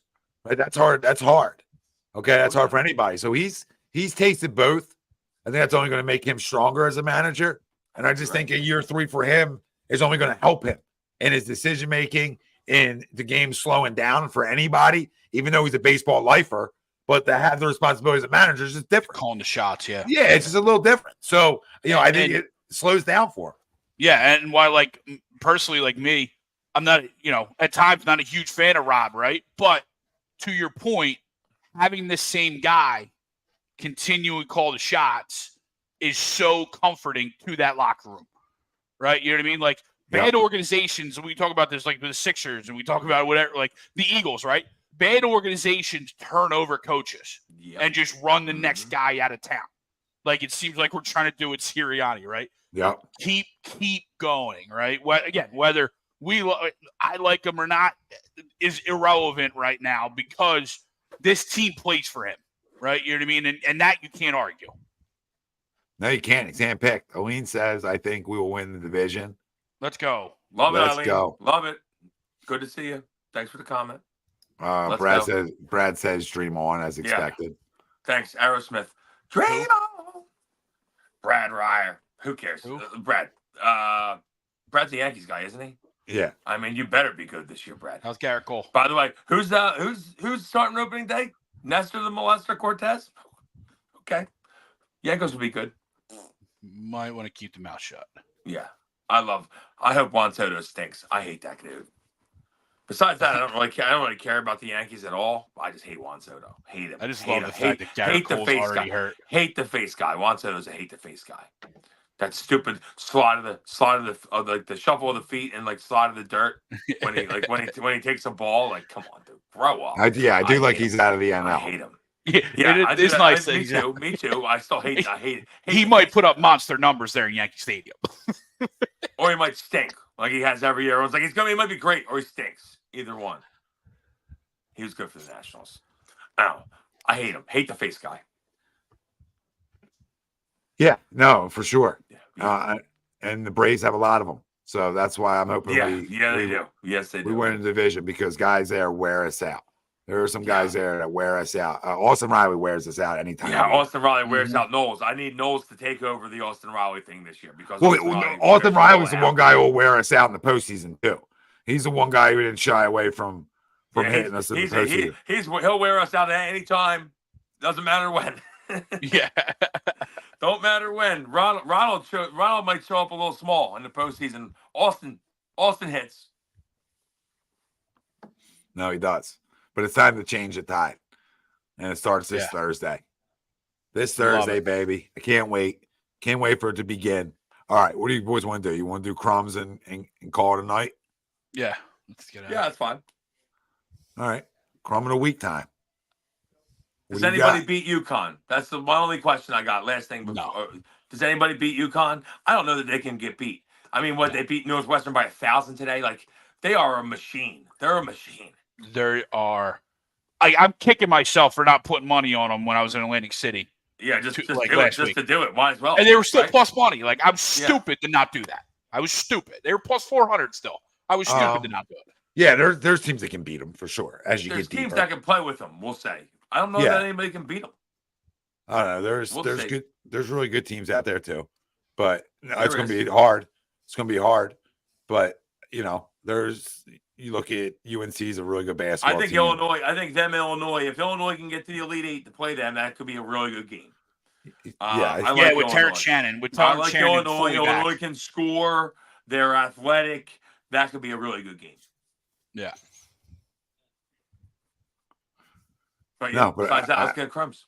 Yeah, I think other teams can beat them though. Like when you're talking about the other ones or twos that are left playing, I think they can. Purdue seems like a little bit of a mission. They might have some trouble with Gonzaga, but they looked great today. Edey looks like a different guy.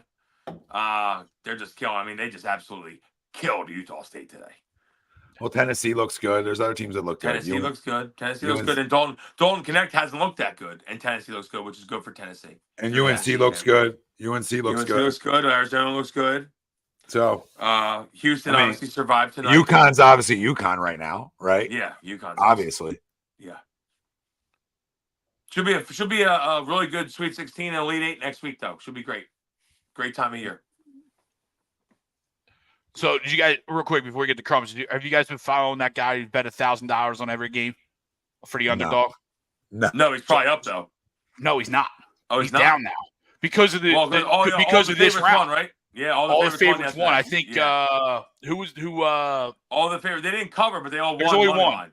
It's all so we bet $1,000 on every underdog. Oh, money line, yeah. After the first round, including he was up 7,100. After yesterday, he was down 900 because he was flat out $8,000 gone. Yeah, he lost all 8K. Yeah, and I think only one dog won today. Clemson. Clemson won today. They were a dog. Yeah.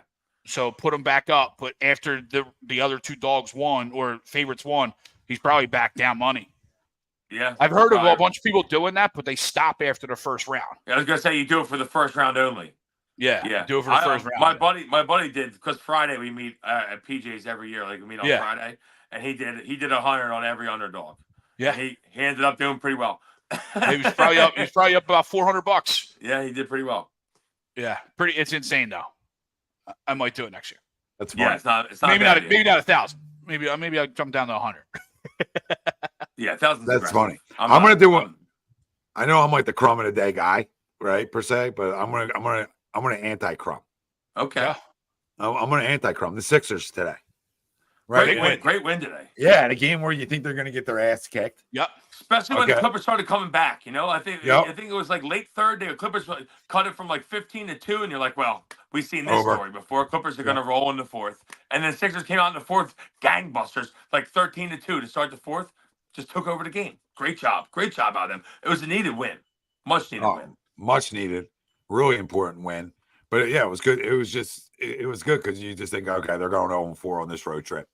After the way it started, 100%. We're just going to keep falling apart. Yeah. It's fine. We're just going to watch. And the Clippers, it wasn't like the Clippers didn't play anybody. Kawhi played. Harden played. They all played. Yeah. That's why I was like, oh, man, this is a loss today. Mm-hmm. Right? And they came out hot, and then you saw the comeback happen, like you said. And when the comeback happened, you're like, all right, it's over. Yeah, that was fun. Yeah, and then we came out with our hair on fire again. Yeah. And we're able to steal this game. And then they're back. Campaign played great. Oh, Payne played great. Played great. Tobias played great. Yeah. Maxey played really good. So, guys played well. But now, can you steal another one tomorrow night in Sacramento? That's the question. So they play tomorrow night. That would be great. Probably not, but that would be great. Probably not. Yep. To end the road trip, as we said on Wednesday, right? 2-2. Yep. And the road not trip. the 2-2 you thought, but the 2-2. Here we are. 2-2 will take. Yeah. Yeah. For sure. No doubt about it. Mike Crumb will be Big Blue Nation.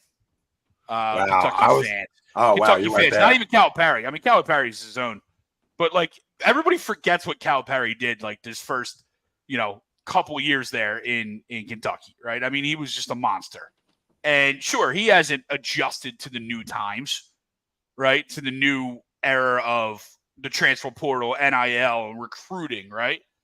But just to watch the just implosion of Big Blue Nation and just them calling for literally anybody but Calipari to coach is absolutely amazing, and it just shows how clueless some of those morons are.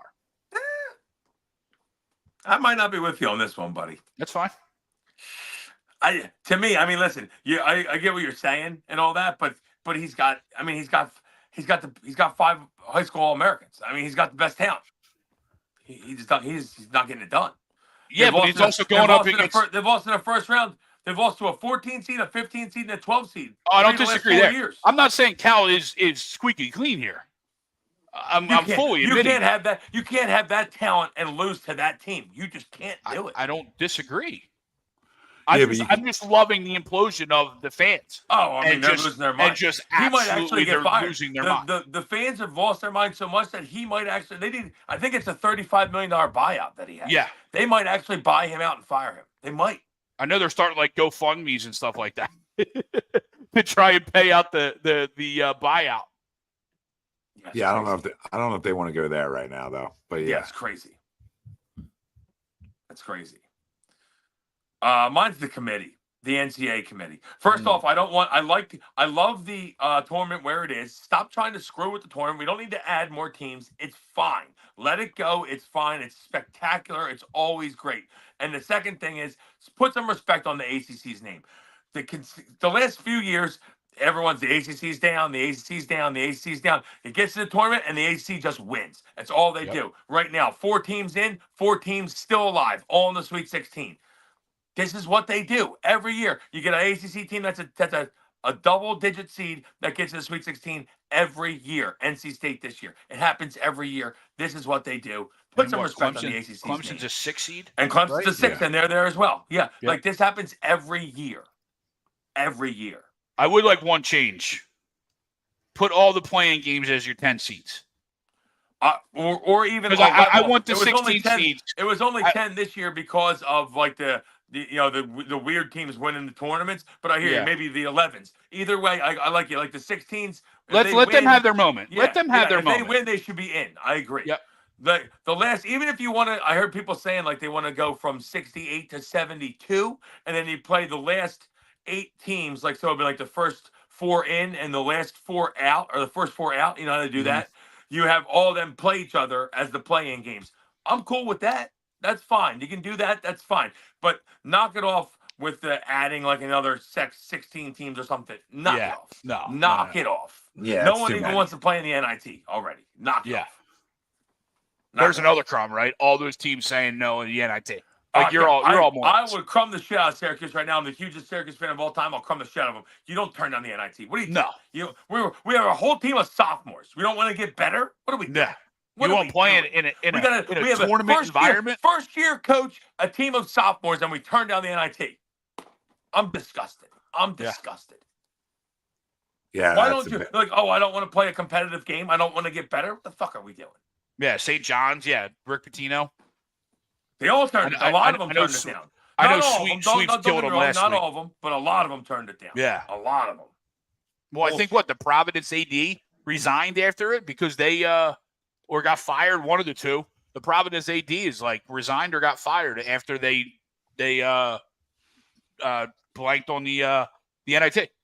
Yeah, I'm okay with that. Bullshit. Playing it.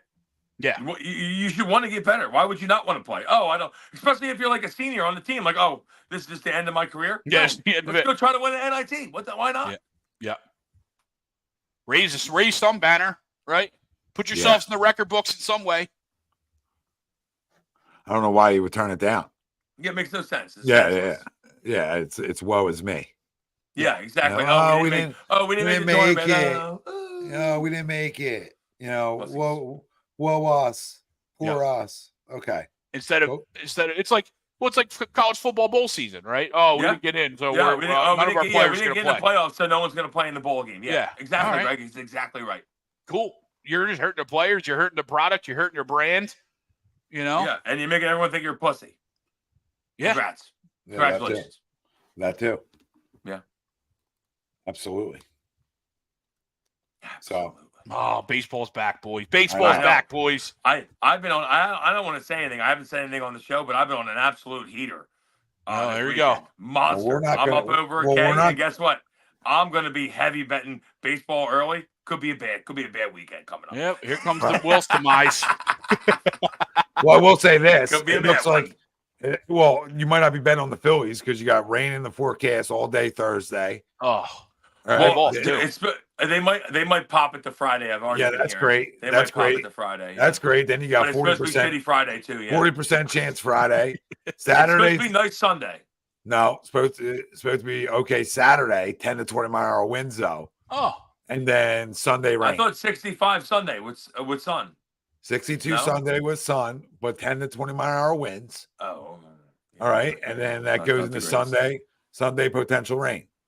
Okay, yeah, not great. Fun stuff. So keep playing games in the Northeast. Let's start the season in the North in March. Yeah, probably should have started in Atlanta. I don't know why we're starting in March anyway. It's so dumb. I love it, right? But yeah, I love to get started. I'm just saying, should be like this. Should be a week later. Should be 1 week later than we're starting. Should be like April 6th. Can we just not start in the Northeast though? Yeah, exactly. Start down south. Like start in Atlanta. It's fine. Give us more late. Give us more home games late. We're fine with that. Give us more home games in August and September when the weather's bad. Exactly. We're fine with that. Than the weather is right now. So plus that's more down the stretch. That's more down the stretch. That's actually my crumb. I would like to be home anyway. That's actually my crumb. I wasn't going to crumb anything, but that's actually my crumb. He's back. It's baseball. It's basically baseball. Like, why do we continue to do this year in and year out? Why do we continue to make this mistake about teams get snowed out? Teams get snowed out first game. Like, what are we doing? Snowed out. Like, what are we talking about? Why? Mm-hmm. Why play the game in domes and West Coast or down south? Yeah, first week. At least the first week. Yeah. First week or two. Like at least the first week of baseball. And then you send teams home after that. And you just got to fight through it. And it is what it is after that. Right, but more so when you want to play in the beginning of March. Like, I would almost say you start these teams on the road for 10 days. Like, start the Phillies out west for 10. Or at least two series. Get a 2 spot. Get a 6 spot. 6 games. Let me play everything out there. Let me travel all the way to Arizona, from San Fran to Arizona, and then I'll fly back, and I'll have my home opener. First of all, you ain't got to convince me of anything because, like I've always said this many times, about 50% of the world I work late at night. And so I love a West Coast trip. Sign me up. Sign me up. Love getting home at 10 o'clock and the Phillies starting. Love it. Yeah, big West Coaster. Love it. And I think we're all gonna hate this new base rule, by the way. Yeah, what's that about? I saw I didn't realize if you're blocking second base at all, Any part of the base, a guy's safe. It makes no sense. I saw what they did to Jose Reyes, Francisco Lindor. Francisco Lindor. Like, yeah. What the fuck just happened? His foot is covering a quarter of the base. Not even a third of the base, a quarter of the base. They called the guy. The guy's out by 3 feet, Tom. Yeah. They called him safe. Guy's out by a mile. I saw it. I'm like, this better not be a thing because I'm gonna blow a gasket. I'm gonna blow a gasket. I saw it and I was like, why? And I don't remember it. I don't remember seeing the rule come over. Yeah. That's what I was like lost. So you got to straddle the bag, basically. You can't block the spot where they would slide into the base. You can't block that at all. Coming from first. So that one side of the base, you can't block at all. But I think it's not just first, it's every base. Every base, yeah. But I'm saying, like, if you're, if they're running from second to third, it's the same thing. Yes. Regardless of what base you're going to, they can't block the one side of where they're coming to. Yeah. Can't block it at all. Not like you can't block it, put your foot down in front of it or leg down in front of it. You can't even you got to be straddling the bag, basically. Yeah. You can't be blocking it at all. It's crazy. That's crazy. SJM says they changed the pitch clock again, too. They did. He said pitch clock is 10 seconds now. Is that true? I think I don't know. I thought it was 12. Yeah, 12. I thought it was 12 with no one on and 15 with runners on. It's shorter, is what it is. They shortened it. Yeah, yes. They did shorten it, which I think again. I think they realized. Yeah, I don't like it either, but I think they realized that most of it was done. Well, they did some sort of study. I read something about it. They did some sort of study where most of the pitches, like 92% of them, were done within this time period. So they were like, "Well, we might as well just make it this time period now." Yeah. Oh my God. So it's shorter. It's even shorter. Yes, it's shorter. Yes. And I think instead of 15 and 20, it's 12 and 15 or something like that. To be honest with you, I think the playoffs had a lot to do with it because they didn't like the games going long in the playoffs. That's always going to happen though with the pitching changes. But I hear you. Yeah. I think that they saw the regular season tick down about a half hour, but the playoffs didn't. They didn't see any, which is what you would hope for as a baseball fan. Yeah, but they also weren't 4.5 hours like they've been in the past. No, for sure. I mean? But you would hope as a baseball fan that the playoffs would be longer and be and mean it's more. A lot of drama. There's a lot of drama in every pitch in the playoffs. Yeah. That's amazing. Yeah, it's crazy. I hear you. That's the they're just trying to speed everything up, Tommy. It's a look at what have you done for me now, world, Mm-hmm. Yeah, and get out of the way. Yeah. Speed up and everybody get out of the way. Yeah. Don't put your foot in front of any bags ever. So what happens if you catch the ball or the ball takes you that way?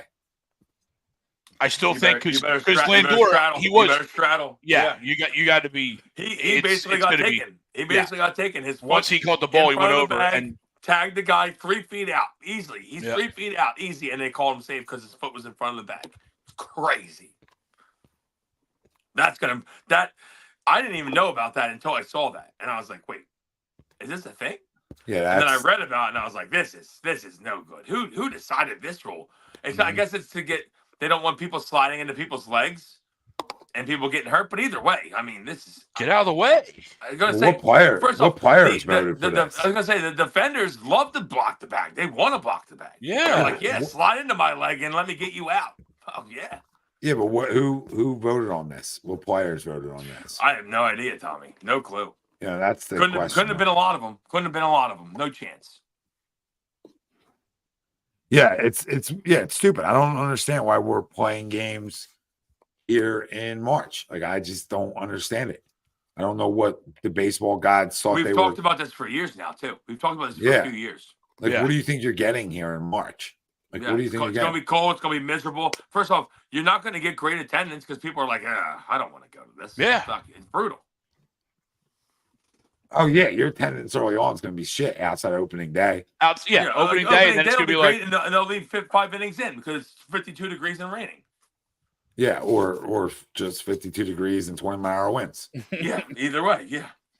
Yeah, so nobody wants to sit there. What a joke. What a joke. It almost takes a luster away from opening day. Like, I'd rather my guys, just, like I said, be away for 2 weeks or 10 days. You know, be away a nice 75 degree day. Yeah, be away Let for me catch a 75 degree day game. Go 3 series away.